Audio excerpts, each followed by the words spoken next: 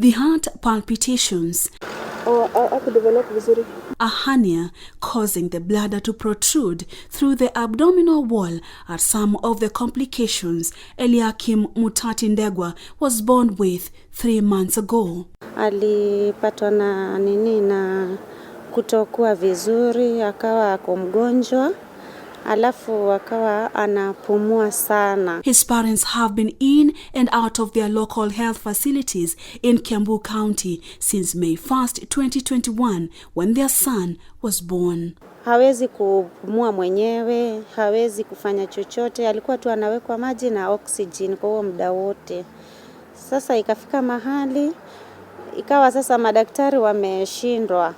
Ikabidi sasa watutume Kenyatta. At Kenyatta National Hospital, where he was referred from Kiambu Level 5 Hospital, Eliakim was diagnosed with large ventricular septal defect, VSD, a hole in the heart, severe pulmonary arterial hypertension, PAH, a condition that leads to increased pulmonary vascular resistance, and right ventricular failure and hypoplastic aortic arc, all the 3 conditions being heart-related. The heart disease is the world's #1 killer, claiming nearly 17 million lives every year. And the burden of heart disease is significant here in Kenya. The heart disease causes 25% of hospital admissions and 13% of deaths. September is Heart Awareness Month, and the aim is to just reach the goal, the global goal of reducing the premature deaths, cardiovascular disease by 25% by the year 2025. And September 29th is the World Heart Day. So what is heart disease and what causes it? A heart disease, I think, is a disease where you get a problem. I can say you develop a complication in the heart. I can say it is lifestyle, the way you live, the way you eat, what you eat. At the end of the day, it will contribute to your health. This is a disease that affects human beings based on lifestyle. So today we discuss heart disease and we focus on the cardiovascular system, common diseases rather, and the impact, risk factors, prevention and treatment of some of these conditions. We'll be joined in studio by an interventional cardiologist from Aga Khan University Hospital, and his name is Dr. Mohammed Hasham. Welcome to the show. My name is Museo, and thank you so much for gracing our studios with your presence. We really do appreciate. Thank you for having us. Yes, and we talk about heart. It's Heart Awareness Month, and everybody knows the function of the heart, but of course the basic one. If your heart is not beating, then you are not alive. Maybe we can start from there. What exactly is the function of the heart, such that if it's not beating, then this person is not alive anymore? Exactly, as you rightly said, Yeah. that the heart keeps you alive, Yeah. right? Our bodies are made up of billions of tiny cells, and all these cells have a special function. Now, for these cells to carry out the function properly, they need a constant supply of oxygen and nutrients. Okay, how do they get these oxygen and nutrients? Because we breathe in oxygen, we eat food, but for them to reach the small cells at the microscopic level, it's usually the blood that transports the oxygen to those cells at that level. Now, what keeps the blood moving and what keeps the blood flowing is the cardiovascular system, right? Cardiovascular system is made up of 2 main things: the heart, which is a muscular pump, and the blood vessels. So the heart pumps blood continuously, and the heart is a very hard-working organ because it pumps up to 100,000 times a day, tirelessly, yeah, without fail for your lifetime. And every time it pumps, it basically pumps blood through the arteries, and they reach the cells, deliver the oxygen there, and once that oxygen has been taken up, then the blood is returned back to the heart again through the veins. And it is this motion of pumping of the heart and flowing of the blood that really keeps us alive. And because you're talking about the heart, the pumping of the blood, maybe you can take us through the oxygenated, deoxygenated blood, how the system works. Yeah, so we can do a small biology class on that. Yes, we can, because I'm seeing the dummy that you have here. We have the blue and red. Yeah, this is interesting. So I'll just open up one of the chambers so we can actually see, right? Yeah. So there are two main sides of the heart. There's the right side of the heart and the left side of the heart, right? Now what happens is that when the blood comes back from the body to the heart, all the oxygen has been extracted from the blood, and it's really coming now to the heart to get replenished with the oxygen, right? So it comes to the right side of the heart, right? Which you can see here is divided by the septum, and this is the right side of the heart. So when it comes to the right side of the heart is going to pump that blood to the lungs. Now, when the blood passes through the lungs, it flows through very tiny sacs of air called alveoli, right? And as it does that, it now gets loaded with oxygen, right? So the blood that passes through the lungs and now which returns to the other side of the heart, which is the left side, is now loaded with oxygen, okay? So this is what we call oxygenated blood, and the blood that had come initially without oxygen is what is called deoxygenated. So the left side of the heart, and this is the main cavity. The one that leaves the heart is deoxygenated.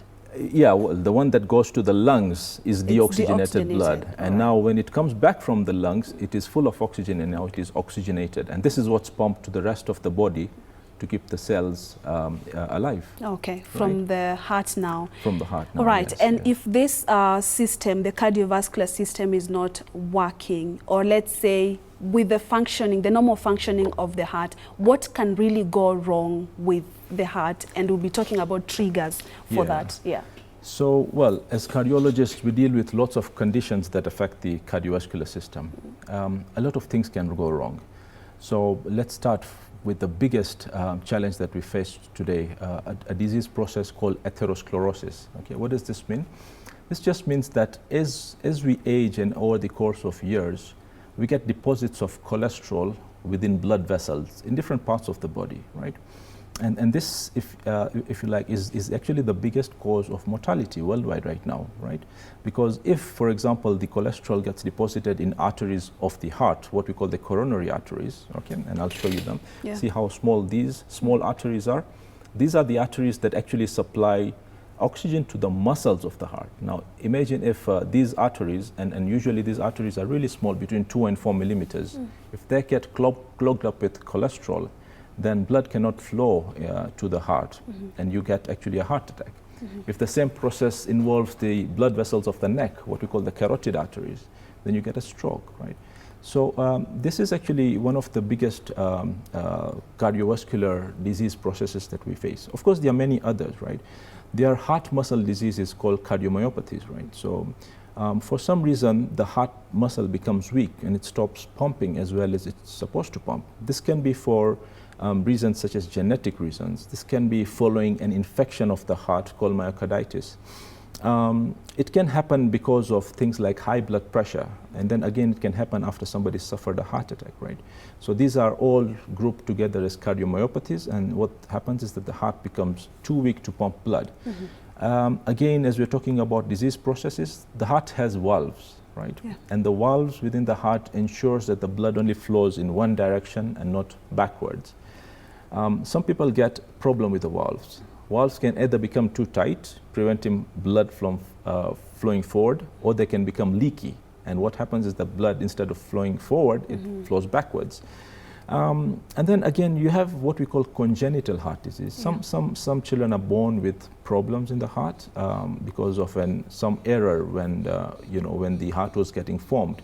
And you commonly hear about holes in the heart, right? Yeah. So finally, there's heart rhythm problems as well, right? And the beating of the heart really depends on some electrical conduction within the heart, which now coordinates the beating of the different chambers with respect to each other. And some people get problems with that electrical activity, and this is what we call heart rhythm problems or arrhythmias. Okay, so some arrhythmias can make your heart beat very slowly, some arrhythmias can make your heart beat very fast, and some arrhythmias can lead to the heart stopping suddenly, right? So I think in a nutshell, this is basically the kind of processes that can affect the cardiovascular system. And you talked about cholesterol. Maybe we can talk about the possible causes, because I know heart disease, it's a collective, you know, a collection of a number of illnesses, as you mentioned. Maybe do we have a common cause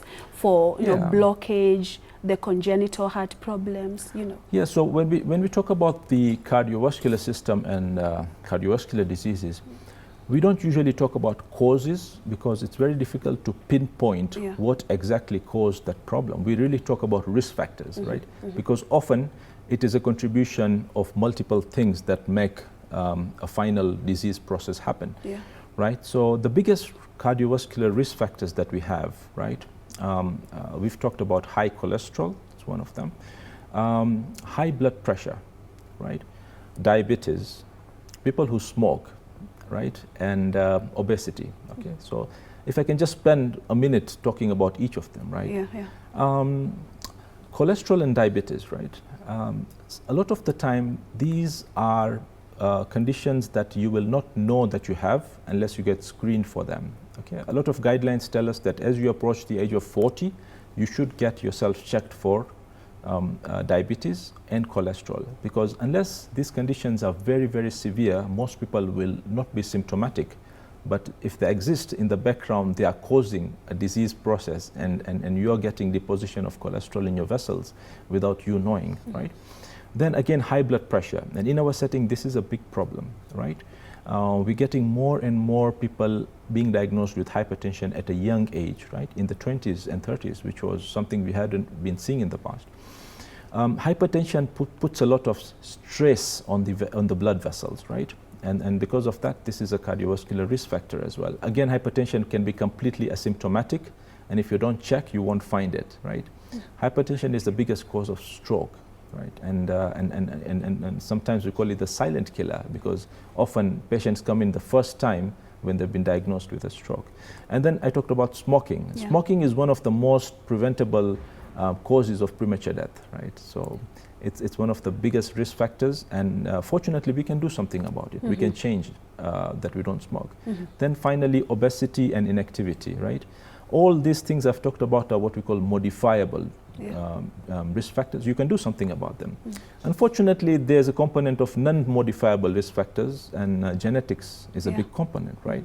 So for example, if one of your first degree relatives was, suffered a heart attack before the age of 50, then you are probably at much higher risk of suffering a heart attack compared to other people. And so what this means is that you should be extra careful in making sure that you now take care of the other risk factors, right? Yeah, so I mean, in a nutshell, I think this is the cardiovascular risk factors that we commonly deal with in our practice. Yeah, and that answers the question, who is at a risk, of getting any of these cardiovascular diseases. Let's talk about the treatment options. Most of the time we hear cases, especially here in Kenya, where a child, especially for congenital cases, that they are referred to hospitals outside the country. Maybe do we have available treatment options for these conditions, and what's the cost like? Yes, treatment options are many, and we've had a great deal of development in both skill, expertise, and facilities in the last 1.5 decade or so in the country. And a lot of these facilities are now available. You asked about congenital heart disease, and for most congenital heart disease, the treatment is surgery. And yes, we do have expertise in the country, and surgeries are done quite commonly. More and more, we do what is called minimally invasive closure. Okay, so for example, if a patient has a hole in the heart, sometimes you don't have to open up the whole chest to repair that hole. We have devices which you can deliver through a small hole which is made in the groin, right? So a device is placed on a catheter, and this is fed all the way to the heart. And when you look at it under the X-ray, and you can actually deliver the device and come out, and you finish a procedure within half an hour, and this is now what we are moving on towards more and more. Right? One thing I'd like to talk about when it comes to treatment is the time factor. Certain cardiovascular conditions are not that time sensitive to treatment. For example, congenital heart disease, you can buy your time and plan an operation. But certain other conditions like heart attacks are very time sensitive, right? What's a heart attack? A heart attack happens when you get a blocked artery in the heart, okay? So these small coronary arteries that I showed you, if they get blocked by cholesterol and clot, right? This will lead to the muscle being starved of oxygen, and within minutes you start getting permanent damage and some of the heart muscle dies. It's a very sad statistic that more than half of the people who get a heart attack actually don't make it to hospital because they die at home, and people don't understand what happened, right? So it's very important to create awareness among the public on what are some of the symptoms of a heart attack, what you should do, and how fast you should get it done. Okay, and the most important thing that people who are suffering a heart attack should do is go to a hospital and get an ECG done, because if the ECG is done and it confirms that you're having a heart attack, then we can do something about it. We can open up the blocked artery. We can give you a medicine to dissolve the clot very fast, or we can rush you, if the hospital has a facility called a cath lab, we can rush you to the cath lab, very quickly pass a small catheter through your hand here, and remove that clot using a balloon. And we prevent you from getting this permanent damage. So in this aspect, time is really important. In fact, in our circles, we say time is muscle. Every minute you lose muscle, so you try and preserve that muscle as much as possible. And in general, do we have general signs and symptoms? How can one know, that they're having one of the cardiovascular diseases? Exactly, and so the symptoms will really depend on what kind of cardiovascular disease you're having. So let's talk about patients who are having coronary artery disease or a heart attack. The most common symptom is chest pain, right? And patients will get chest pain, which is right here in the center of the chest. Sometimes it might happen on the left side of the chest. Sometimes it might go to the arms. It can go to either the left arm or the right arm. In some people, it will go to either the neck or even to the jaw, right? And this kind of chest pain is called angina, right? If this chest pain develops over a course of time, weeks to months, then this kind of chest pain gets worse as you walk. So when you walk, you feel the chest pain, and then you'll stop walking and the pain will go away within a few minutes, right? And this is called angina. But people who are getting a heart attack, now this happens very suddenly. When people get a heart attack, they probably usually have some cholesterol buildup, but then a clot forms on top of that and blocks the artery suddenly. So you have sudden cessation of blood flow. And these patients will come in usually with very severe chest pain, right? They'll be having some sweating, they'll be vomiting, some of them, right? Some people, unfortunately, might have slightly different symptoms. They might get acidity or gas. And a lot of the times when people don't actually get chest pain and they get gas or acidity, they ignore their symptoms, whereas they're having a heart attack in the background. So these are some of the alarming symptoms, and whenever this happens, then you should present yourself to a hospital as fast as possible. And before we just wind up, there are two more questions. One is on the impact of heart attack on someone, the society, and at the same time, if some of them if they are left untreated, what are the long-term complications? Right. We can look at this in terms of premature disability and premature death. Okay. So people with heart disease generally face premature disability. Somebody who maybe used to work, used to go to work walking, or used to do some sort of work which involves some physical strain. Right. After they get heart disease, they cannot do that work anymore. Okay, so if somebody was loading, for example, cargo onto a lorry or something, they will not be able to do that after they get a heart problem. So this has quite an impact in terms of the quality of life of the person, right? Also in terms of the economic aspect, like if this patient was a breadwinner for the family, for example, right? He might not be able to do that work anymore, and it will significantly impair a lot of activities that he could previously do.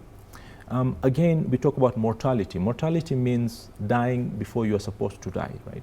And cardiovascular disease is the most common cause of premature mortality, and it often affects the age group who are the most economically productive, right? Yeah. Patients who are in the 4th or 5th decade of life.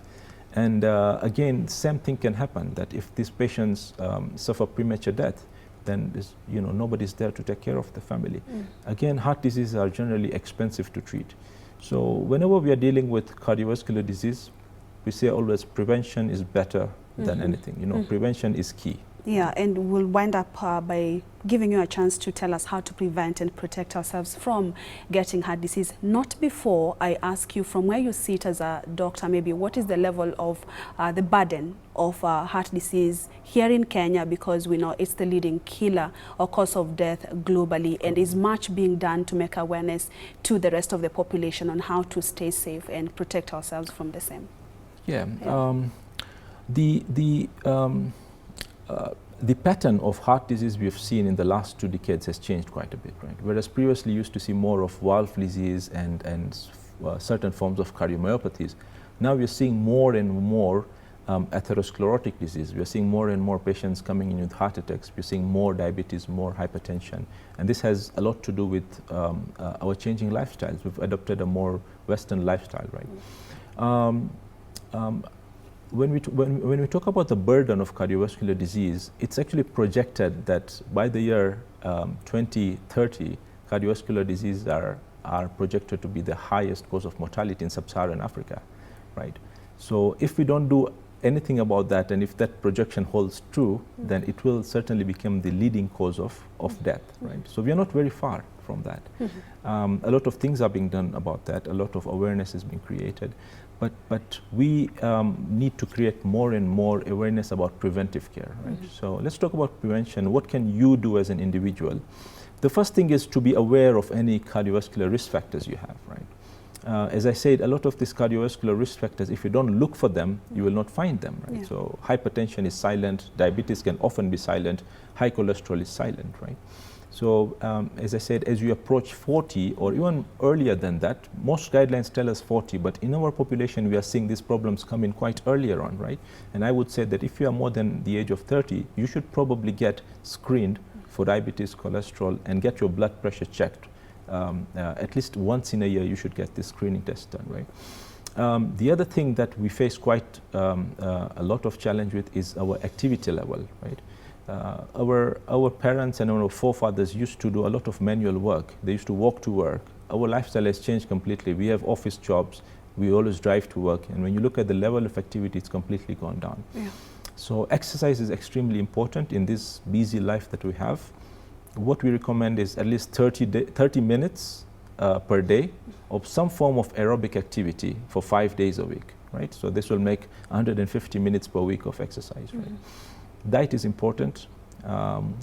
Fast foods and processed foods, they are quite unhealthy. They are really high in calories and they are high in sodium because they have a lot of preservatives. So these are things that we should avoid as much as possible. More fruits, more vegetables, cutting down on our caloric intake, right? Just cutting down on the amount of carbohydrates we take. It makes a huge difference. Of course, there are some obvious things like smoking. Smoking is the biggest cause of cardiovascular disease. It's the biggest cause of cancer. It's the most avoidable evil you can stay away from. And time is not on our side, I'm told, but allow me to ask you, do we have, for other types of illnesses, even cancer, experts do really advocate for early screening, checkups? Is there a way you can check the status of your heart regularly before now you get the complications? Do we have checkups? Yes, certainly. So we do offer cardiovascular screening, and a lot of this cardiovascular screening is geared at looking for risk factors. A lot of the time you won't really screen to find for established heart disease, because by the time the patient is having heart disease, they're usually symptomatic and they will come to you saying, I either have chest pain, or when I walk I get tired, I get breathless, or I get palpitations. But cardiovascular screening is all about finding out whether you have a risk factor and dealing with that risk factor before it causes enough problems. All right, thank you so much, Dr. Mohammed Hasham, for this kind of information that everybody needs. We really appreciate. Thank you for having me. Thank you so much. We've been having Dr. Mohammed Hasham, and of course he is interventional cardiologist at the Aga Khan University Hospital. Thank you for watching. That's where we bring the show to an end, but we leave you with more tips on how to protect yourself from heart disease and purity. Museo, keep watching KBC.